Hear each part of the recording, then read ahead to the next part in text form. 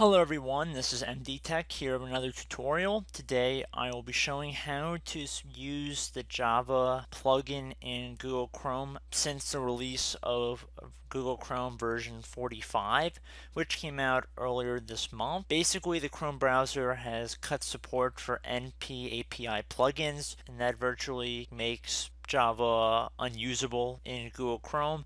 And if you're browsing through various websites, you may get alerts saying that Java is no longer compatible with Google Chrome.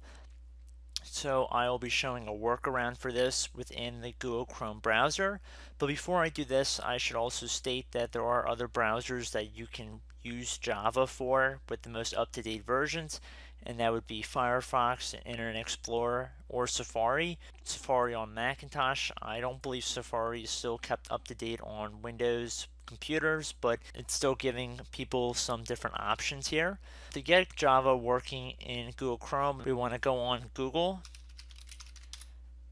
We want to type in Chrome extensions, and then open up Chrome Web Store. And now in the Web Store, search IE tab. I will put a link in the description for this as well. And now underneath extensions, click on Add to Chrome directly next to the IE tab. Click on Add Extension. And basically what this will allow Google Chrome to do is emulate the Internet Explorer environment for rendering various web pages.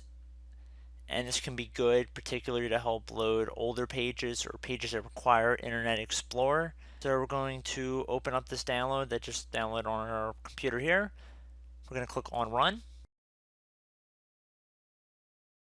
And there we go, we have the IE tab right now right underneath our address bar.